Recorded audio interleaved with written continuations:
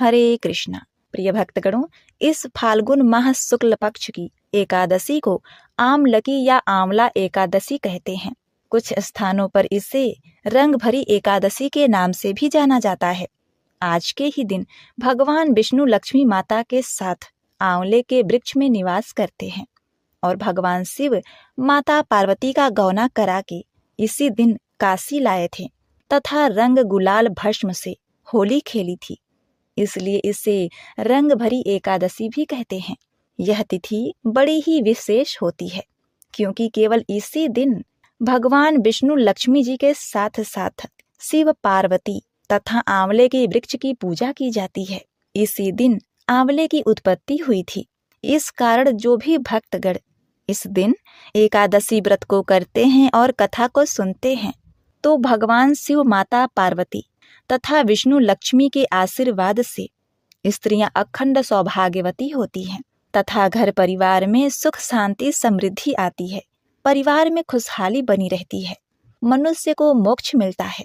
तो आज मैं सुना रही हूँ अति मन भावन आमलकी एकादशी की बड़ी ही दुर्लभ तथा पौराणिक कथाएं। कथा को बड़ी ही श्रद्धा तथा प्रसन्न चित मन से पूरा सुने। एक बार अर्जुन ने भगवान श्री कृष्ण से कहा, हे दुखियों के दुख को हरने वाले, हे जनार्दन, आपने मुझे अनेकों एकादशी के व्रत कथा को सुनाया। अब आप मुझे किसी ऐसी एकादशी कथा को सुनाइए जिसे करने और सुनने से मेरा कल्याण हो और स्त्रियां अखंड सौभाग्यवती होकर अपने पति तथा परिवार के साथ सुखपूर्वक जीवन व्यतीत करें तथा मोक्ष को प्राप्त हों। तब भगवान श्री कृष्ण बोले, हे अर्जुन, तुम मेरे प्रिय हो। फाल्गुन मास के शुक्ल पक्ष में पड़ने वाली सभी व्रतों में उत्तम और अंत में मोक्ष देने वाली एकादशी का नाम आमलकी एकादशी है। इस व्रत को करने से समस्त पाप नष्ट हो जाते हैं। इस व्रत का फल 1000 गौदान के फल के बराबर होता है। व्रत को करने वाले अंत समय विष्णु लोक को जाते हैं। अतः मैं तुमसे एक पौराणिक कथा कहता हूँ, सो इसे ध्यान पूर्वक सुनो। पुराने समय में एक कुष्ठ रोगी महिला को गंगा जी ने फाल्गुन मास के शुक्ल पक्ष की आमलकी एकादशी के दिन आंवला वृक्ष की पूजा करने तथा आंवले का सेवन करने की सलाह दी थी। इसके बाद महिला ने इस तिथि को आंवला वृक्ष का पूजन कर आंवला ग्रहण किया था और वह रोग मुक्त हो गई। इसी संदर्भ में यह कथा है। एक राजा था, उसका प्रण था, वह रोज 1.25 मन आंवले दान करके ही खाना खाता था। इससे उसका नाम आंवलैया पड़ गया। एक दिन उसके बेटे बहू ने सोचा कि राजा इतने सारे आंवले रोजाना दान करते हैं, इस प्रकार तो एक दिन सारा खजाना खाली हो जाएगा। इसलिए बेटे ने राजा से कहा कि उसे इस तरह दान करना बंद कर देना चाहिए। बेटे की बात सुनकर राजा को बड़ा ही दुख हुआ और राजा रानी महल छोड़कर वियावान जंगल में जाकर बैठ गए। राजा रानी आंवला दान नहीं कर पाए और प्रण के कारण कुछ खाए भी नहीं। जब भूखे प्यासे 7 दिन हो गए तब भगवान ने सोचा कि यदि मैंने इसका प्रण नहीं रखा और इसका सत नहीं रखा तो विश्वास चला जाएगा। इसीलिए भगवान ने जंगल में ही महल, राज्य और बाग बागीचे सब बना दिए और ढेरों आंवले के पेड़ भी लगा दिए। सुबह राजा रानी जब सोकर उठे तो देखा कि जंगल में उनके राज्य से भी 2 गुना राज्य बसा हुआ है। राजा रानी से कहने लगे, हे रानी, सत मत छोड़े सुरमा सत छोड़िया पत जाए, सत की छोड़ी लक्ष्मी फिर मिल जाए। हे रानी, आओ नहा धोकर आंवले दान करें और भोजन करें। राजा रानी ने आंवले दान करके खाना खाया और खुशी खुशी जंगल में रहने लगे। उधर आंवला देवता भगवान विष्णु का अपमान करने व माता पिता से बुरा व्यवहार करने के कारण बहू बेटे के बुरे दिन आ गए। राज्य दुश्मनों ने छीन लिया, दाने दाने को मोहताज हो गए और काम ढूंढते हुए अपने पिताजी के राज्य में जा पहुंचे। उनकी हालत इतने बिगड़ गए थे कि पिता ने उन्हें बिना पहचाने हुए काम पर रख लिया। बेटे बहू तो सोच भी नहीं सकते थे कि उनके माता पिता इतने बड़े राज्य के मालिक भी हो सकते हैं। सो उन्होंने भी अपने माता पिता को नहीं पहचाना। एक दिन बहू ने सास के बाल गूंथते समय उनकी पीठ पर एक मस्सा देखा। उसे यह सोचकर रोना आने लगा कि ऐसा ही मस्सा मेरे सास के भी पीठ पर था। हमने ये सोचकर उन्हें आंवले दान करने से रोका था कि हमारा धन नष्ट हो जाएगा। आज वे लोग न जाने कहाँ होंगे। यह सोचकर बहू को रोना आने लगा और आंसू टपक टपक कर सास की पीठ पर गिरने लगे। रानी ने तुरंत पलटकर देखा और पूछा कि तू क्यों रो रही है? उसने बताया कि आपकी पीठ जैसा मस्सा मेरी सास के पीठ पर भी था। हमने उन्हें आंवले दान करने से मना कर दिया था, इसलिए वे घर छोड़कर कहीं चले गए हैं। तब रानी ने उन्हें पहचान लिया, सारा हाल पूछा और अपना हाल बताया। अपने बेटे बहू को समझाया कि दान करने से धन कम नहीं होता बल्कि बढ़ता है। बेटे बहू भी अब सुख से राजा रानी के साथ रहने लगे। आगे भगवान श्री कृष्ण ने अर्जुन से कहा, हे अर्जुन, इसी प्रकार एक वैदेश नाम का नगर था, जिसमें ब्राह्मण, क्षत्रिय, वैश्य और शूद्र चारों वर्ण आनंद सहित रहते थे। उस नगर में सदैव वेद ध्वनि गूंजा करती थी तथा पापी, दुराचारी तथा नास्तिक उस नगर में कोई नहीं था। उस नगर में चैत रथ नाम का एक चंद्रवंशी राजा राज्य करता था। वह अत्यंत विद्वान तथा धर्मी था। उस नगर में कोई भी व्यक्ति दरिद्र व कंजूस नहीं था। सभी नगरवासी विष्णु जी के भक्त थे और अबला, वृद्ध, स्त्री, पुरुष एकादशी का व्रत किया करते थे। एक समय फाल्गुन मास के शुक्ल पक्ष की आमलकी एकादशी आई। उस दिन राजा, प्रजा तथा बाल, वृद्ध सबने हर्षपूर्वक व्रत किया।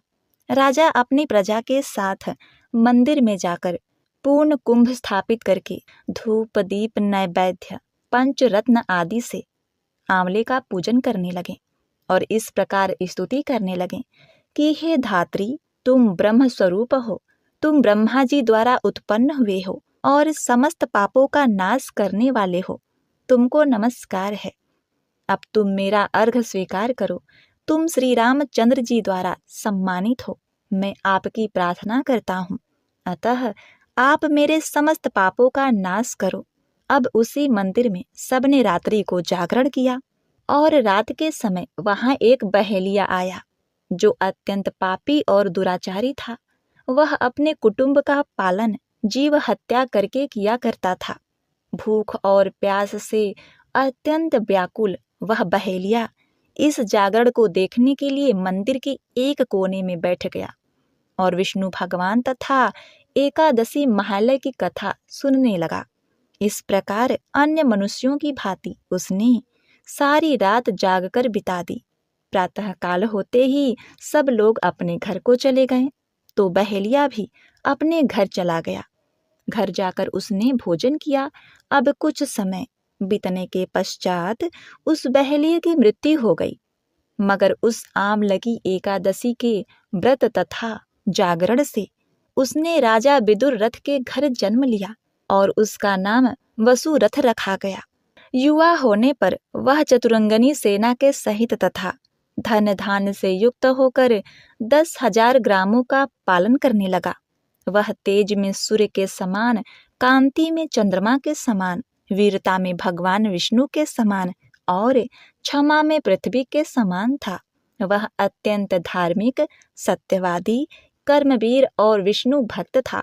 वह प्रजा का समान भाव से पालन करता था। दान देना उसका नित्य कर्तव्य था। एक दिन राजा शिकार खेलने के लिए गया।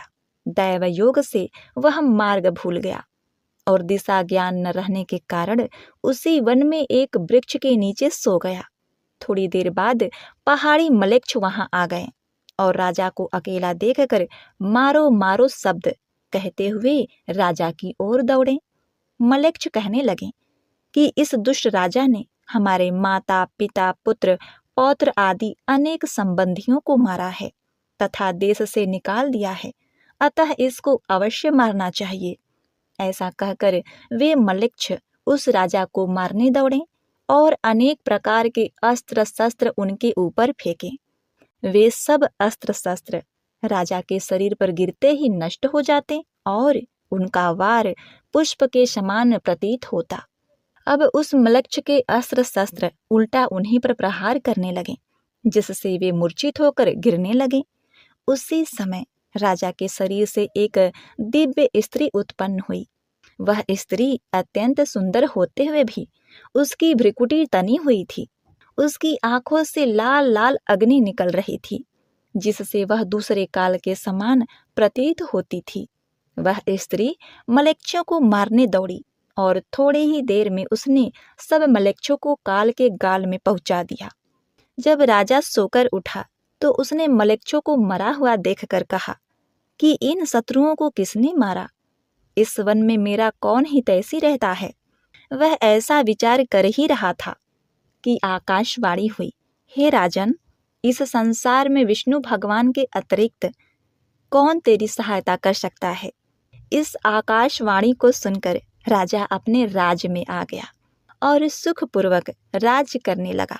भगवान विष्णु ने कहा, हे अर्जुन, यह आमलकी एकादशी व्रत का प्रभाव था। जो मनुष्य इस आमलकी एकादशी का व्रत करते हैं वे प्रत्येक कार्य में सफल होते हैं और अंत में विष्णु लोक में जाते हैं। और स्त्रियों को अखंड सौभाग्यवती तथा धन पुत्र संतान सौभाग्य देने वाले इस शिव पार्वती कथा का श्रवण करते हुए कथा का समापन करो। तन की जाने मन की जाने, जाने चित की चोरी, उस महाकाल से क्या छिपावे, जिनके हाथ में है सबकी डोरी। एक बहुत ही मनोरम गांव था। उस गांव के बाहर छोटा सा शिव मंदिर था, जिसमें एक बहुत ही बूढ़े पुजारी रहा करते थे। एक दिन एक गरीब माँ अपने नन्हे से बालक को मंदिर के द्वार पर छोड़कर चली गई। बहुत खोजने पर भी पुजारी जी को बालक के परिवार का कुछ पता नहीं चला। जब गांव का कोई भी व्यक्ति उस बालक का पालन पोषण करने को तैयार नहीं हुआ तो पुजारी जी ने भगवान शिव की इच्छा समझकर उसे अपने पास रख लिया और उसका नाम गोपाल रखा। गांव के श्रद्धालु भक्तों से जो कुछ प्राप्त होता उसी से भगवान शिव का, पुजारी जी का और बालक गोपाल का किसी तरह गुजारा चलता था। यदि किसी दिन कम भी पड़ जाता तो पुजारी जी बालक और भगवान को भोग लगाकर स्वयं गंगा जल पीकर रह जाते। धीरे धीरे गोपाल बड़ा होने लगा और वह पुजारी जी के कामों में हाथ बटाने लगा। वृद्ध पुजारी जी के थके हारे हाथों को कुछ आराम मिलने लगा। इसीलिए उन्होंने गोपाल को मंदिर की सफाई, भगवान शिव की पूजा, उनको भोग लगाने और उनकी आरती करने की विधि अच्छी प्रकार समझा दी। भगवान शिव के नाम का जाप और कीर्तन करने में समय लगाने लगे। एक दिन भगवान शिव के मंगलकारी नाम का ओम नमः शिवाय, ओम नमः शिवाय, ओम नमः शिवाय, शिव शिव शिव का जाप करते हुए उनके प्राण छूट गए। अब बालक गोपाल का इस संसार में भगवान शिव के सिवाय और कोई सहारा नहीं था। उसने पुजारी जी की ये 3 बातें कभी नहीं भूली। भगवान भोलेनाथ शिव शंकर को ताजी गर्म रसोई का भोग लगाना, भगवान को भोग लगाए बिना स्वयं कुछ नहीं खाना, भगवान शिव पर विश्वास रख कभी भी किसी भी चीज का संग्रह न करना, बासी भोजन तक का भी नहीं। यदि कोई भक्त पहले से भोजन या मिठाई मंदिर में दे जाता तो बालक गोपाल उसे गरीबों में बांट देता।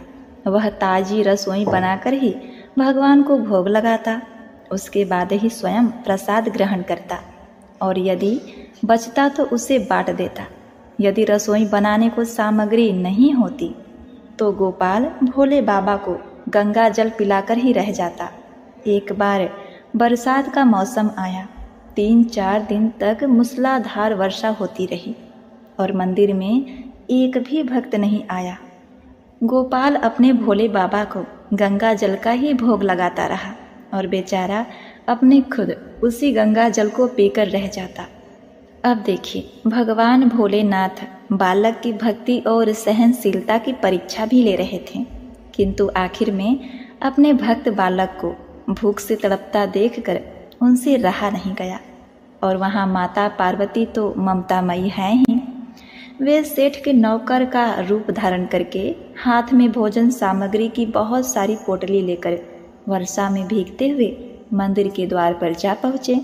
उन्होंने आवाज़ लगाकर गोपाल को बुलाया और उसके हाथ में पोटली देते हुए बोले, सेठ जी ने यह कच्चा राशन भेजा है, इसे रसोई बनाओ और भोग लगाओ और स्वयं भी प्रसाद पाओ। मैं कल फिर आऊँगा। गोपाल ने आशीर्वाद देकर उसे विदा किया और सूखी गीली लकड़ियों से धुएं में गर्म रसोई बनाकर भोले बाबा को भोजन कराया। पूरे बरसात के मौसम में भोले बाबा नौकर के भेष में गोपाल के घर आते और सीधा दे जाते और स्वयं भी गर्म गर्म रसोई का भोग पाते। एक दिन गोपाल ने सोचा, सेठ जी को सीधा भेजते हुए 4 महीने हो गए हैं, किंतु वे स्वयं कभी मंदिर में नहीं आए, कभी भी भोले बाबा का प्रसाद ग्रहण नहीं किया। अगले दिन जब भोले बाबा नौकर के भेष में पोटली लेकर आए तो वह भोला भगत गोपाल बोला, भाई तुम्हारे इतने धर्मात्मा सेठ जी कभी स्वयं मंदिर में प्रसाद लेने नहीं आते, इस कारण मेरा हृदय अत्यंत ही दुखी हो रहा है। अपने सेठ जी से कहना कल वे मंदिर में प्रसाद ग्रहण करने के लिए अवश्य पधारें। यह सुनकर नौकर बने भगवान शिव चौंक कर घबरा गए और बोले, अरे अरे पुजारी जी, सेठ जी मेरे द्वारा आपको सीधा भेजते हैं ना, आपको राशन तो भेजते हैं, आप इससे पकवान बनाइए, भोले बाबा को भोग लगाइए और स्वयं भी प्रसाद खाइए। फिर सेठ जी को बीच में बुलाने की क्या जरूरत पड़ गई? जैसा चल रहा है वैसा चलने दीजिए ना। गोपाल बोला, ऐसे कैसे चलने दो? आपके धर्मात्मा सेठ जी इतने दिनों से भगवान भोलेनाथ को प्रसाद बनाने के लिए इतने सारे राशन भेजते हैं, क्या मैं उन्हें भगवान का प्रसाद देने का अपना कर्तव्य भी पूरा ना करूं? मैं किसी का उधार खाने वाला नहीं हूं। अपने सेठ जी से कह देना, यदि कल भोले बाबा का प्रसाद ग्रहण करने वे नहीं पधारें तो मैं उनका सीधा लेना बंद कर दूंगा, मैं उनसे कोई भी सामग्री नहीं लूंगा। नौकर बने भोले बाबा तो अपने भोले भगत की अकड़ देखकर काँप उठे और यह सोचकर मन ही मन हंस भी रहे थे, अरे वाह, आज तो लेने वाला ही देने वाले पर धौंस दिखा रहा है। लेकिन सरल हृदय भक्त के मनोभाव पर रीझ कर वे बोले, ठीक है पंडित जी, कल सेठ जी मंदिर में प्रसाद ग्रहण करने अवश्य आएंगे। प्रिय भक्तों, अब देखिए, दूसरे दिन बड़े ही सवेरे भोले बाबा नौकर के भेष में दूध और बहुत सारी सामग्री लेकर मंदिर पहुंच गए। गोपाल चौंकते हुए बोला, भाई आज इतना सारा सिद्धा किस लिए? नौकर बने भोले बाबा बोले, पुजारी जी भूल गए क्या, आज आपने सेठ जी को प्रसाद के लिए बुलाया है, इसलिए आप बड़े ही मन से स्वादिष्ट रसोई बनाइए और भोले बाबा को भोग लगाइए। और हाँ, यह तो बता दीजिए कि सेठ जी किस समय पधारे। गोपाल प्रसन्न होकर उन्हें सेठ जी के आने का समय बता दिया। अब भोला भगत की इच्छा पूर्ण करने के लिए भोलेनाथ कैलाश पर सेठ जी का रूप धारण करने लगे। उधर अपने स्वामी को अपने प्यारे भक्त के यहाँ खाने पर जाने का समाचार सुनकर ममतामयी अन्नपूर्णा माँ पार्वती भी भला कैसे पीछे रह सकती थीं? वे भी पति की आज्ञा लेकर सेठानी जी का रूप धारण करने में जुट गईं। भोले बाबा ने अपने गले में मुंडों की माला उतार दी, शरीर पर लगी भस्म, कमर पर पहना हुआ बाघंबर, बाहों और कानों में पहने सर्पों के हार भी उतार दिए। उन्होंने एक मखमल सुंदर कुर्ता धारण किया, अपने जटाएं सीधी कर गंगा और चंद्रमा को उसमें छिपा लिया, ऊपर से एक सुंदर सी रंग बिरंगी पगड़ी भी पहन ली। सदैव नंगे पैर विचरण करने वाले हमारे शिव जी आज अपने पैरों में रेशमी जूतियां धारण कर ली थी। हाथ का त्रिशूल और डमरू भोले बाबा ने नंदी के हाथ में थमा दिया और अपने हाथ में एक सुंदर छड़ी लेकर पार्वती जी की प्रतीक्षा करने लगे और खूब ठाट बाट से कैलाश पर्वत पर चहलकदमी करने लगे। उधर पार्वती जी घंटों से अपना श्रृंगार करने में जुटी थी। चूँकि महिलाओं की आदत है ना, वैसे ही उन्होंने आज अपने पति देव के नगर में बनी सुंदर नगरी काशी, जहाँ से बनारसी साड़ी उसे पहन लिया, जिसका रंग सेठ जी के कुर्ते से बहुत ही मैच कर रहा था। उन्होंने सोने चांदी हीरे के जगमगाते हुए आभूषण धारण कर लिए। अपने हाथ में बहुत ही सुंदर बने हुए धन के थैले को थाम लिया और भोले बाबा के बार बार आवाज़ लगाने के बाद श्रृंगार कक्ष से बाहर आईं। जब पार्वती जी और शिव जी ने एक दूसरे को सेठ सेठानी के वेश में देखा तो वे चकित होकर एक दूसरे को निहारते ही रह गए। दोनों एक दूसरे को देखकर निहाल हो रहे थे। कभी एक दूसरे का ऐसा स्वरूप नहीं देखा था। जब भगवान गौरी शंकर सेठ सेठानी का रूप धारण कर कैलाश से अपने भक्त के यहाँ दावत उड़ाने चले तो गणेश जी और कार्तिकेय भगवान, नंदी जी, ऋषि मुनि, देवता देवांगनाएं उन्हें देखकर ठगे से रह गए। उनकी भी तो इच्छा थी, परंतु क्या करते, बुलावा तो सिर्फ सेठ जी और सेठानी जी रूपी भगवान शिव जी माता पार्वती को था। सेठ बने शिव जी अपने हाथ में ली हुई छड़ी को बड़े ही मज़े से घुमाते हुए पृथ्वी पर टहलते हुए चल पड़े और उनके पीछे पीछे माता पार्वती उनके पाँवों की पायल जो कि छन छन मधुर ध्वनि करती हुई मंदिर में प्रवेश करती हैं। अपना भोला भगत जो कि गोपाल आज बहुत ही सुबह उठकर सेठ जी के स्वागत में भांति भांति के पकवान बनाने में जुटा हुआ था। अपने भोले बाबा का भोग वह चलते फिरते तो बना लेता था, किंतु आज उसे कई महीनों से भगवान को भोग लगाने के लिए सीधा राशन भेजने वाले सेठ जी को प्रसाद जो देना था, अतः आज उसने अपनी सारी पाक कला झोंक डाली। उसने सेठ जी द्वारा भेजे हुए चावल धोकर खीर बनाई, सेठ जी द्वारा भेजे हुए पिस्ते, बादाम, केसर, चिरौंजी, किशमिश डाले और साथ ही बड़े प्रेम से आटे को गूँथ कर लोइया बनाकर उससे पूरियां बनाई। रसोई बनाकर भोला भगत पुनः स्नान करने चला गया ताकि स्वच्छ वस्त्र पहनकर भोले बाबा को भोग लगा सके और सेठ जी उसका प्रसाद पा सके। जब भोला भगत गोपाल स्नान करके लौटा तो देखा सेठ जी प्रसाद ग्रहण करने के लिए स्वयं तो आए ही हैं, संग में अपनी सेठानी जी को भी लाए हैं। दोनों का आदर सत्कार किया, उन्हें आसन देकर बैठाया और बोला, मैं अभी भगवान को भोग लगाकर आता हूँ, फिर आपको प्रसाद परोसूंगा। भावना के भूखे भोले बाबा से भूख सहन नहीं हो पा रही थी, इसलिए वे बोले, पुजारी जी भगवान को जल्दी से भोग लगाकर आइए, मुझे भूख सहन नहीं हो रही। भोला भगत गोपाल बोला, सेठ जी भूख तो मुझे भी बड़ी जोर से लगी है, किंतु मैं अपनी भूख के कारण अपने भगवान को भोग लगाना थोड़े ही भूलता। यदि दुनिया के सारे लोग इसी तरह अपनी भूख के लिए भगवान को भोग लगाना भूल जाएं, तो भगवान तो भूखे ही रह जाएंगे। सेठ जी बने हमारे भोले बाबा महादेव जी बोले, अच्छा ठीक है पुजारी जी, एक पत्तल उठा, इधर मैं पत्तल परोसता हूँ, मुझसे भूख तो सहन नहीं हो पा रही है और आप भगवान भोलेनाथ को भोग लगाकर आइए।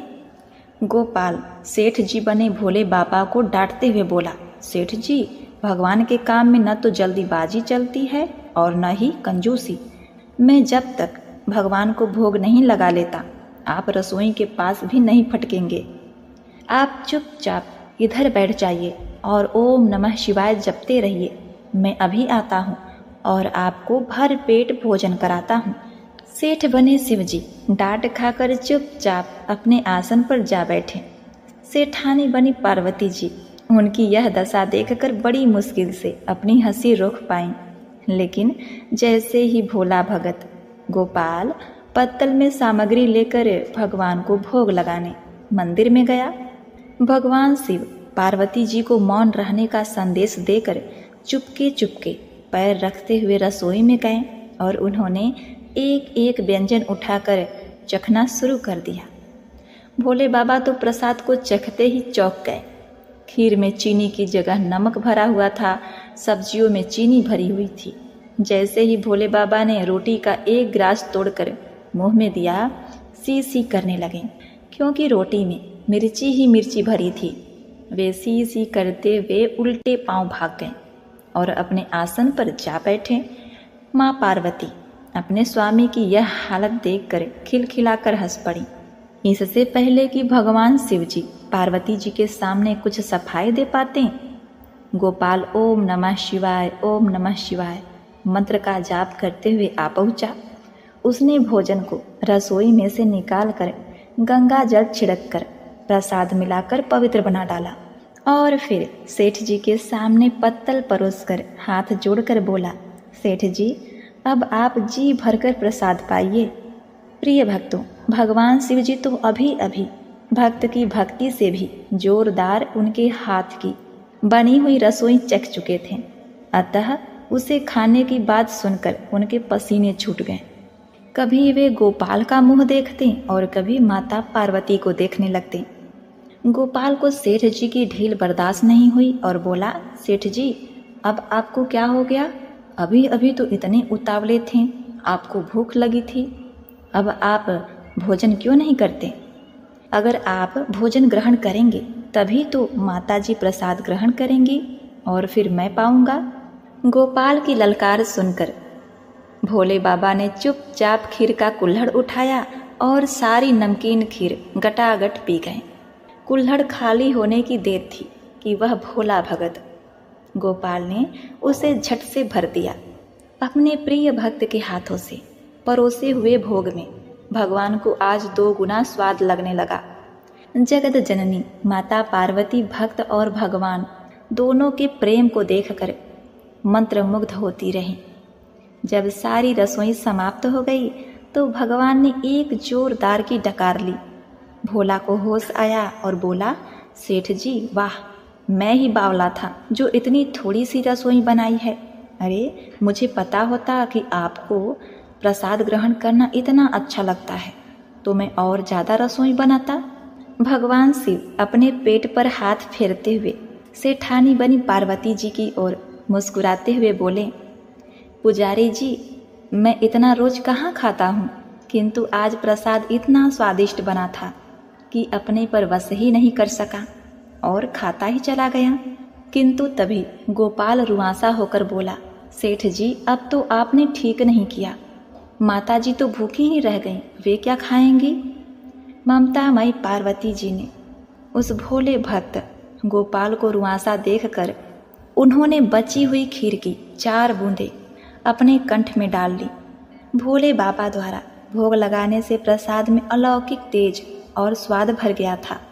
ऐसी सुगंध और मीठी खीर चखकर जगत जननी तृप्त हो गई और उनके तृप्त होते ही सृष्टि का प्रत्येक प्राणी तृप्त हो गया। भोला भगत गोपाल बोला, सेठ जी आपने और माताजी ने प्रसाद तो ग्रहण कर लिया, इससे मुझे बहुत ही संतोष हुआ। समझ लीजिए कि आप दोनों द्वारा प्रसाद ग्रहण करने से मेरा भी पेट भर गया। मेरी तो वैसे भी महीने में 4-4 एकादशी हो जाती है, किंतु मैं भी एक दाना ले ही लेता हूँ, जिससे कि भगवान के प्रसाद का अनादर न हो। यह कहकर जैसे ही गोपाल ने खीर के पात्र में लगा चावल का एक दाना उठाकर अपने कंठ में डाला, उसकी जन्म जन्मांतर की भूख प्यास मिट गई और समस्त वासनाओं और इच्छाओं की तृप्ति हो गई। उसके ज्ञान के नेत्र खुल गए और उसने देखा उसके सामने त्रिलोकनाथ भगवान शंकर और जगत जननी पार्वती जी आशीर्वाद मुद्रा में मुस्कुराते हुए खड़े हैं। गोपाल दौड़कर उनके चरणों में लौटता गया और भक्तिपूर्वक अपनी अश्रुधारा बहाता गया। एक बार प्रेम से बोलिए, जय भोलेनाथ, ओम नमः शिवाय। हे भगवान शिव शंकर, जिस प्रकार आपने अपने उस भोले भक्त को दिया, उसे दर्शन दिया, उसे कृतार्थ किया, वैसे ही अपने सभी भक्तों को करना। कहानी सुनने वाले, पढ़ने वाले और हुंकारा भरने वाले सबका कल्याण करना। ओम नमः शिवाय। जय माता जगत जननी।